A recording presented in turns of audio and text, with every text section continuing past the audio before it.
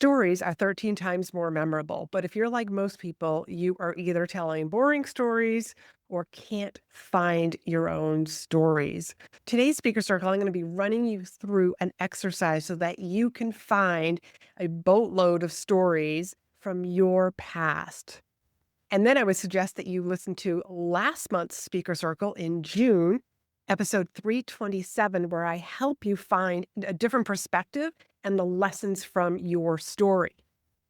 And if you are a coach, a consultant, or a service provider, you are in the right place listening to this podcast, Be in Demand, because it is all about how to leverage public speaking events as your best form of visibility, attract high-end clients, and get positioned as the expert. So if you haven't attended a speaker circle, you can sign up. The link will be down below to speakandstandout.com/community. And that's where you can sign up for next month's speaker circle. The speaker circle is a mini training, a 15 to 20-minute training, followed by a very intimate audience that is able to ask me on the spot questions, and you're going to get answers. And finally, I believe that speakers need to know speakers. That is one of the best ways to get booked. So there is networking at the end of the call. So stick around because you're going to enjoy this exercise that I'm going to run you through on finding your own stories. Okay, welcome everybody to the July Speaker Circle, and I'm going to be running you through an exercise to find more stories from your past. So what I would love for you to do is to take out some sort of a piece of paper. I want you to use it landscape, and I want you to make 3 columns. Now, on the top of the 3 columns, I'll tell you what to write. I want you to write first, worst, and last. Those are the 3 titles on the top of those columns. First, worst, and last.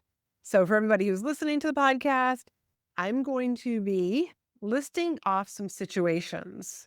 And I want you to think of the first, the worst, and also the last. So I'll take one that is not going to be on the list that I'm going to ask you, but feel free to use this as one. A car. What was your first car? What was your worst car? What was your last car? So you can just like jot down some notes. So it's not necessarily going to be about cars, but it might remind you back to, oh, my first car that I bought with my own money, or the worst car I ever bought was. This is all designed to basically jog your memory so that you come up with some very unique stories that only you can be telling.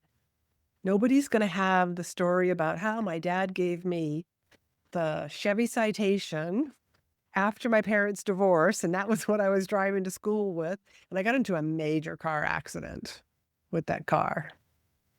And the funny thing about that is I was leaving for school early because I had a question to ask the professor. I have a degree in exercise physiology, and at the same time, I was writing a paper for that class on pregnancy and exercise. When I came to in the ICU, the nurses were like, "So, Laurie-Ann, do you know why you're here?" And I was like, "Yeah, I'm here to have a baby for someone." And the nurse said, "You might be in pain, but you're not in that much pain." But so that's a funny story. Like, how could I use that in my speeches with what I talk about? So this exercise is just to jog your memory. And then I want you to go back to, if you weren't a part of last month's June's speaker circle, I want you to make sure that you go back and listen to that because that's where I was helping you use AI with a prompt so that you can find a different perspective and find the lessons on that story so that then you can pick a lesson and you can write about it. It's kind of like putting it all together. Okay, so here we go. The first one I want you to think about is your job. What was the first job you ever had? What was the worst job you ever had? What's the last job you had before what you're doing right now?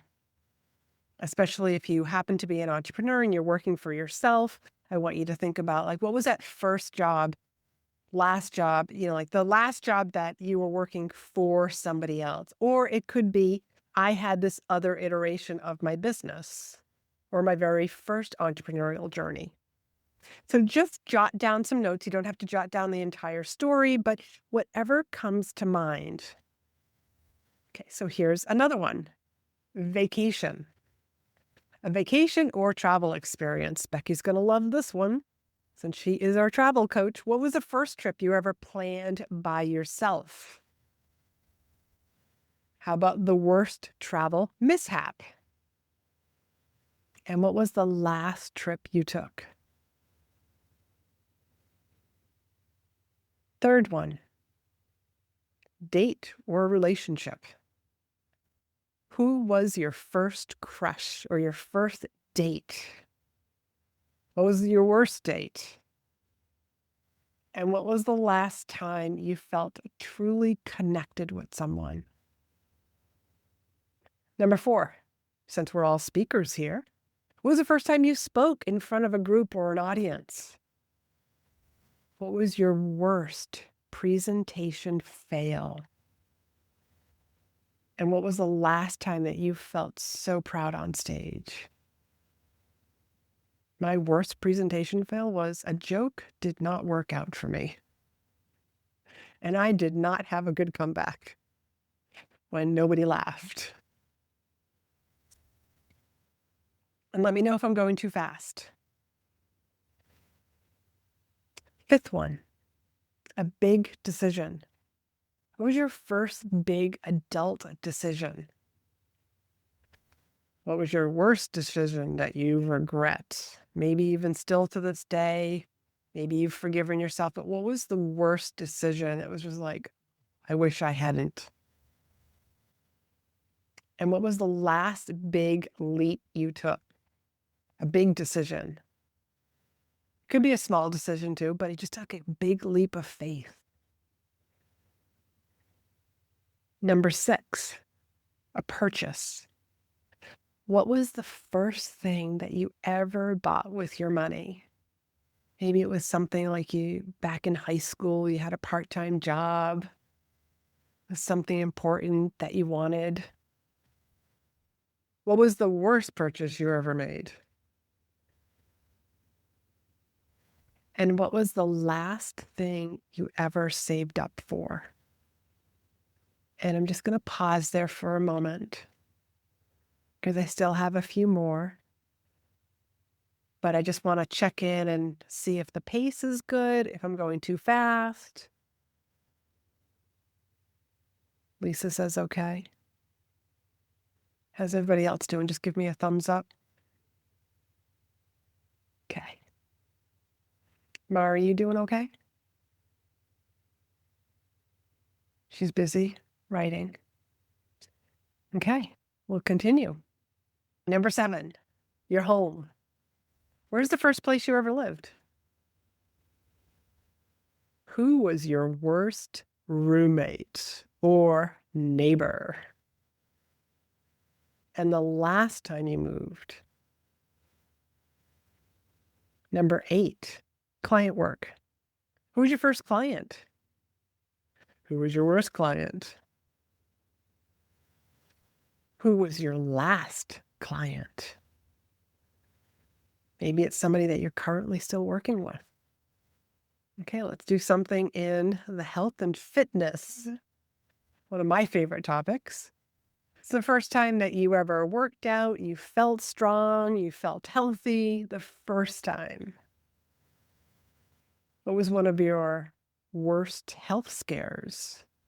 Or if you don't feel you've ever had a terrible health scare, what's one of your, looking back on it, you'd be like, that was a terrible health habit. And when was the last time you challenged your body? I think for me, I would say the last time I challenged my body was walking the Camino last year. Number 10, friendships. Who was one of your first best friends? Who was one of the worst, like, falling out episodes? And the last time you made a new friend. Money. Everybody's got money stories. When's the first time you felt wealthy? Or you could go with broke too. The first time I felt broke. First time I felt wealthy. Could also be a first paycheck. What was your worst financial mistake? And last, what was the last money lesson you had? That could be positive, it could be negative. 12, business milestones. What was like your first sale, like your first client? What was the worst client failure? And that could also be, what was the time that you took on a client that wasn't a good fit? And when was that last I did it moment? Like one of those moments where in your business where you just like, you feel so good. This is why I do what I do. Okay, now we're going to move on to family. What's one of your early family memories? Worst family gathering. Last gathering. Could be for a holiday, a wedding, a funeral. Because it might seem like, oh, well, it was for this person's wedding. It seemed like any old story. But remember, I'm going to have you, like, you're just going to like, the wedding was in the mountains. The wedding, I had to travel for it. Remember, you're going to find different stories and then the lessons that you can share with your audience. Okay. Next one. The first time you felt fear.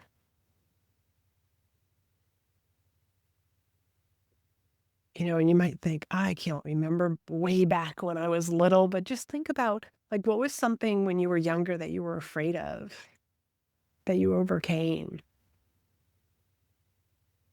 Like for me, I was afraid of what was underneath the bed.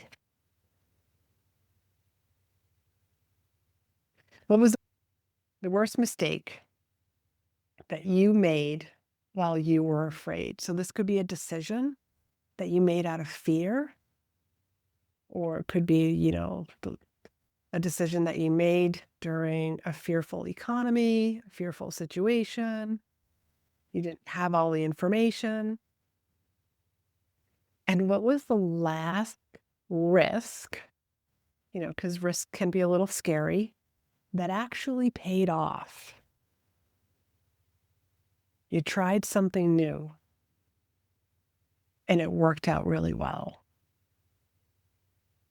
Okay, last one. Let's do some technology.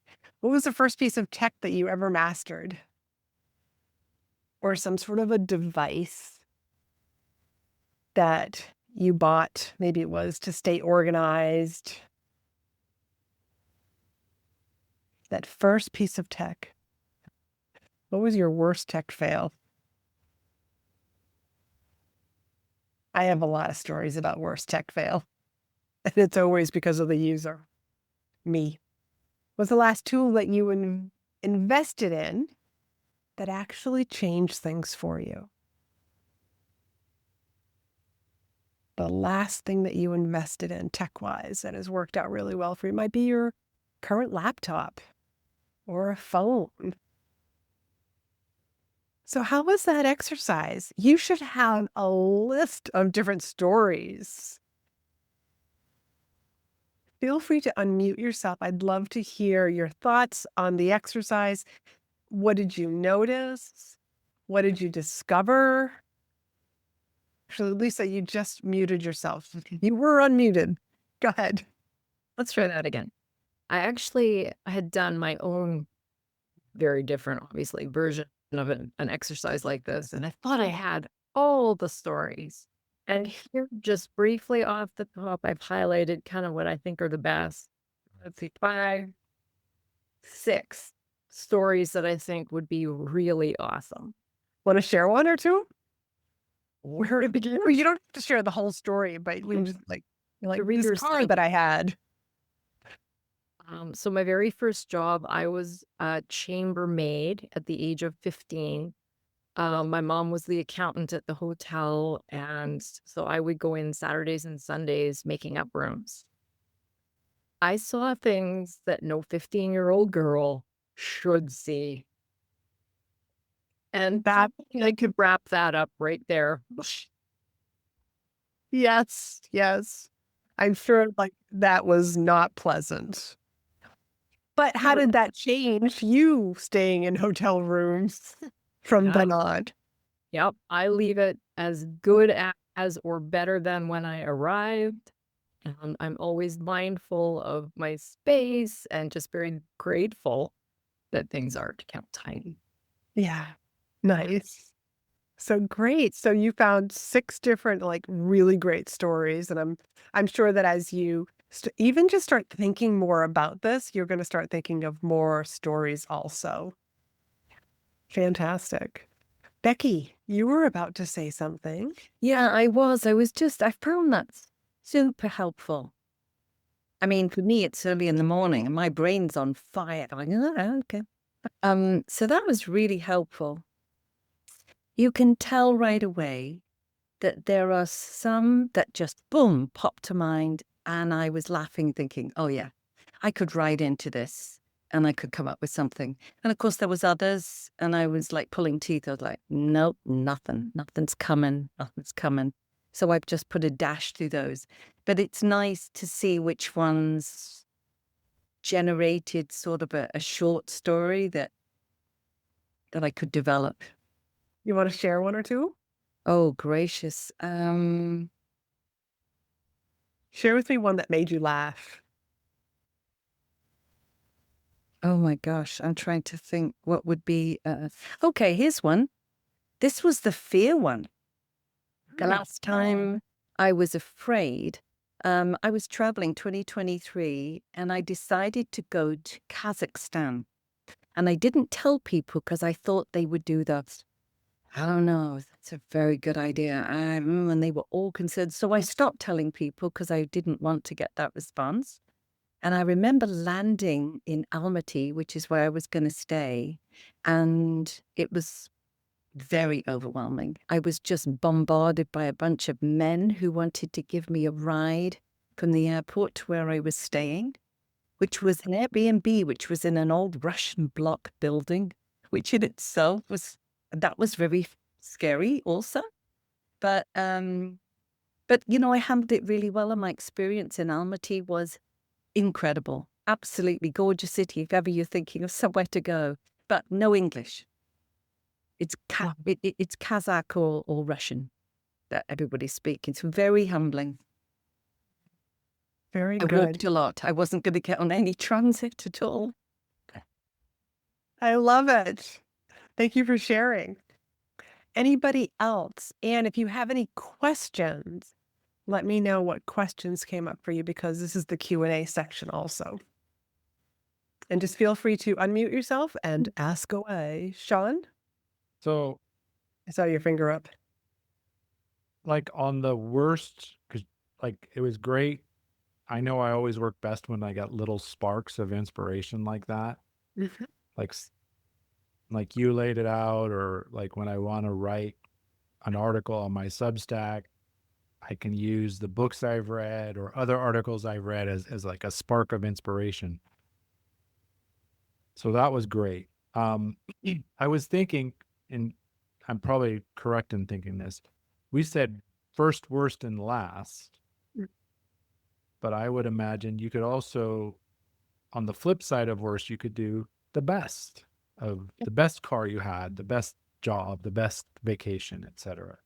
Yes. The reason why I use worst is because a lot of times we do pick the best vacation. We don't talk about the stumbling blocks in our life. And that's what people really do resonate with and learn from. So that is exactly why I put, worst in there. But if you want to like, have a fourth column and come up with best, You absolutely, definitely, everybody do that. Linda, you had a question or something you wanted to share? No, this was an interesting exercise. I'd never done anything like this before, and I thought it was the pace was very fast, and you were just writing things down as they came. But I'd like to share my worst vacation or travel experience, and that was when a few years ago I always dreamt of buying a little travel trailer and towing it behind my little vehicle and traveling around New England. And I did that. And my biggest fear was having the travel trailer fall off the truck. And so guess what happened? It did. It fell off the truck, and there's no feeling like it when your travel trailer is no longer getting towed behind you. But now that it's behind me I didn't no one got hurt and nothing got damaged.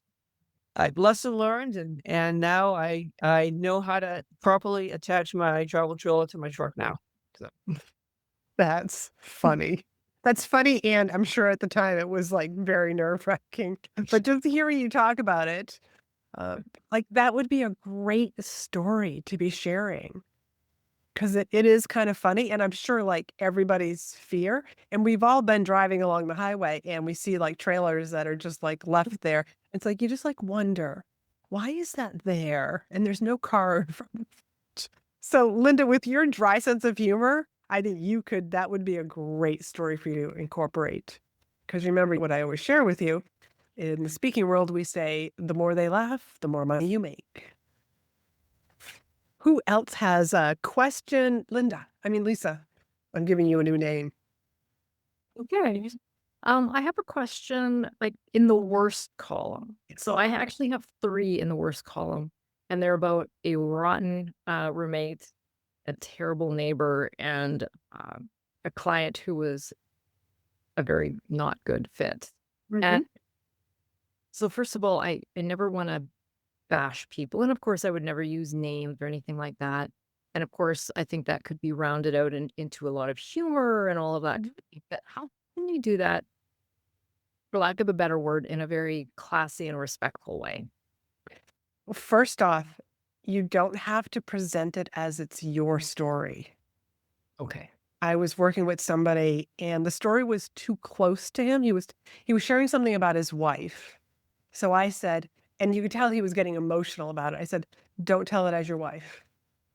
A friend of mine," and that was exactly it detached him from the story, but the punchline was, "I call this woman my wife." So it tied like, it was perfect at the end, but it was almost like kinda like something that I've said to you, you don't wanna give the story away in the first line. So he talked about this other person and then shared that it was his wife. But in this particular situation where, like, there's so much learning that we can get in the worst client.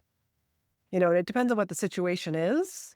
Did you say yes? Did you feel pressured to say yes and take them on as a client? There's lots of stuff that you learned, I'm sure, through that experience.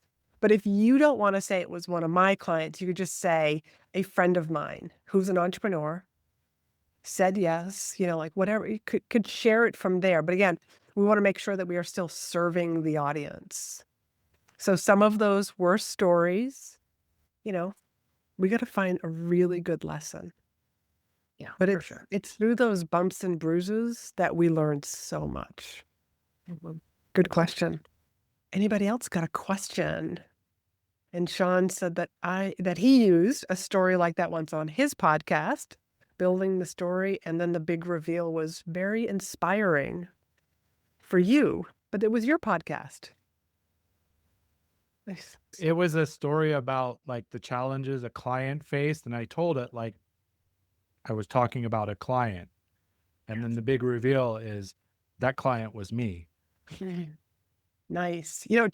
Tony Robbins does that in his UPW programs, his Unleash the Power from Within.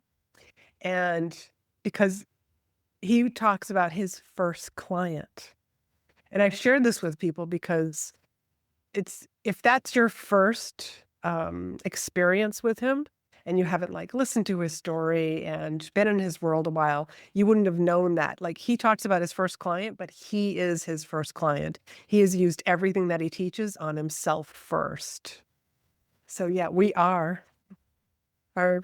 all our own first clients. Anybody else? Questions, shares, whatever you'd like. And it can be either about what we just did or anything about the speaking world. You know me, I am an open book when it comes to the speaking world. All right.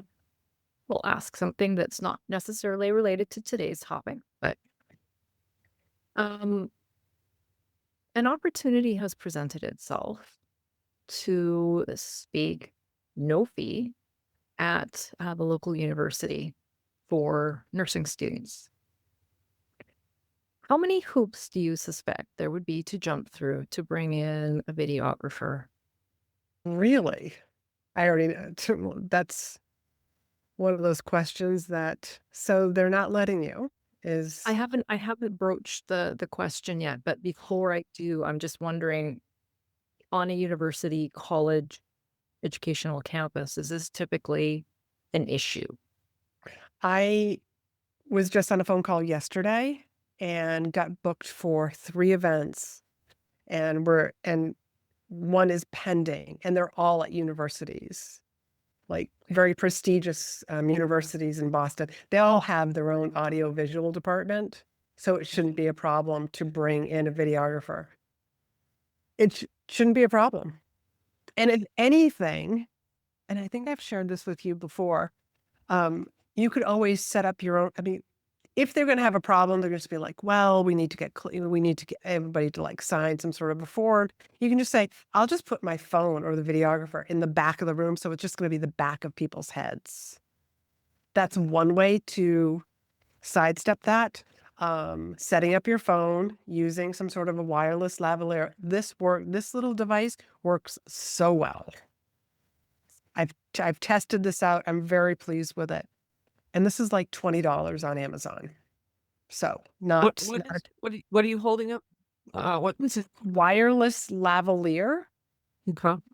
Wireless lavalier microphone. And this one in particular is for, like, I got this for the iPhone. And I know, Sean, you're going to ask me like the make and model. And this is an older one that I used. And then I got a new phone, so it had a new adapter. I do know that I have seen these. So if you literally type in, and we can do this at the end, I'll shut off the recording to find this for everybody. I know that I've seen like this company is actually making them with different adapters for Android and also iPhones. But this works really well. So you wear the microphone, put your phone on a tripod in the back. And Lisa, I would do this even if you get the videographer in there as a second camera. So to almost be at you at an angle. So I bet that there probably won't be that much of an issue. But if they do give you any pushback, just say like, "Hey, like I'm not charging you, or like there's no fee associated with this. I would like to take the opportunity to, just to videotape my speech, but also because I want to add to my speaker website for marketing purposes." And see what they say. I've never had a problem. And the teacher that I was actually like speaking in their class, I mean, I just hand them my phone and say, "Can you take some pictures?" Or they'll just take pictures on their phone. They're more than happy to do something like that. Would it be, I've seen the room because a friend of mine spoke to this group, and it is your typical lecture theater setup. It's a beautiful, bright room and all of that kind of thing, but it's in that lecture theater, so versus a stage. Mm-hmm. Would it be too much to ask to use the auditorium for that session? Or is that now booking and more? Yeah, we're getting more complicated. Yeah. You want to find a videographer who has worked in that sort of a situation with speakers. Okay. Okay, so if he's, coming from the top, basically, because you're talking about stadium. There should be a way that, like, he's going to be videotaping you. Like, maybe we don't want to get any of the audience. Maybe we want to just get up front and close with you, and then he could always take pictures, like, especially if he sets up a camera, and then he could walk to the back and take pictures of you speaking with the audience. How many people are going to be in the audience, do you think? It's a class, nursing class, so it's probably about 75 students. It's not a huge group, but No, but still 75 people. That's a lot of heads in a picture. well, it can be. Yeah. Yeah. Just try to get there early and tape off the back rows. Good idea. The schools that I'm going to sit, like when I get up to speak, and we're going to videotape it. It's exactly what I'm going to ask the students. I'm going to be like, all right, everybody, come forward. Nobody in the back. So no problem. And just like make your requests. Let's make it work for you. I love it. And congratulations. Thank you. Then we will go around the room and network because this is my favorite part. Keep it nice, short, and sweet. I want to know who you are, where you are, and what you speak on. And then for everybody who's here, feel free to use the chat if you want to share like your website or a LinkedIn profile so that everybody can connect with each other. And Lisa, since you are unmuted and you've done this a few times before, would you please kick us off? Absolutely. I'm Lisa Bain, and I'm a resilience and grief expert and speaker. And I can't remember what else I'm supposed to say. Well, you just shared what you speak on. Where are you located? I am in Regina, Saskatchewan, Canada. Okay. And share a website and if anybody has a podcast, please feel free to promote your podcast. I also have a podcast. It's called Grief and Child Loss Support for Moms. And my website is griefsupportformoms.com. Thank you. Becky.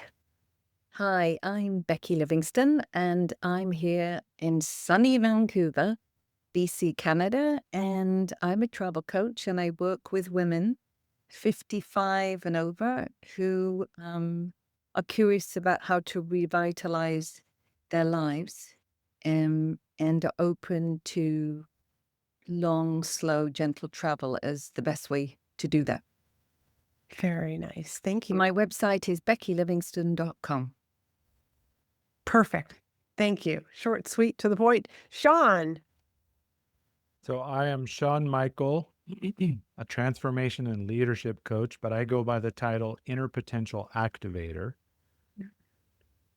I host Daily Power Boost, Ignite Your Potential. It's a nearly daily short micro episode as well Very as nice. interviews. And then I also host LinkedIn Live called Monday Mind Shift every week. Great. And what are your speaking topics? Anything to do with,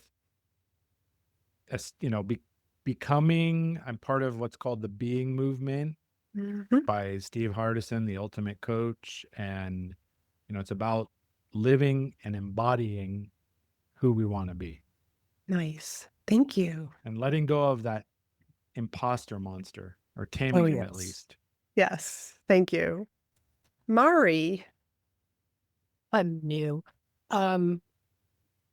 What I do is creative doorways and also to practice tiny acts of humanity. And I think what I'm going to use as a speaking point is practice tiny acts of humanity. Nice. I think we desperately need it. Yes, most definitely. And where can we find you? Where are you located? Oh, I'm in North Carolina. Yeah. And Linda, wrap it up for us, lady. Hello, everyone. My name is Linda Magoon. I'm a speaker and author of a book titled Live Free and Hike, Finding Grace on 48 Summits. It's a self-help memoir about how I used hiking New Hampshire's 48 4,000 footers as a way to regain my sense of freedom and autonomy following leaving an abusive marriage. I'm passionate about motivating women, especially midlife and beyond, to improve their mental and emotional well being through the healing power of nature. My speaking topics include hiking safety, hiking solo, how uh, how to get started in hiking, but also how to start over later in life, right? I live in New Hampshire, and you can find me on my website. It's lindamagoon.com, and feel free to reach out to me. This is the best part about like meeting other speakers, and learning what they speak about because you can all be referring each other. So thank you so much for joining me this month. This whole month is about storytelling. That's what you'll be finding on my podcast is lots of storytelling, and I'll be bringing on a great guest who's going to be talking about storytelling as well. So I'm really excited to do this. And also in August, we're going to be talking about writing a book. So if that's something that's been on your list, I know several of you already have written a book, but that's what we're going to be talking about during the month of August. So until next time, I want you to all be in demand.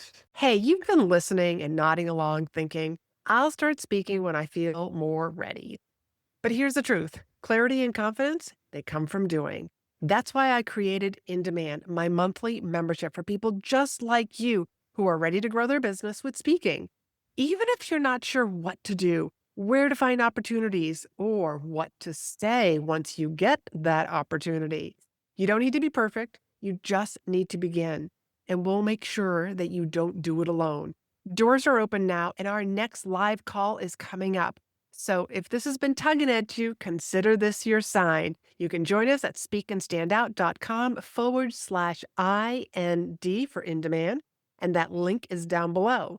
Your audience is waiting, and I promise the moment that you step up, the right people will start paying attention to you.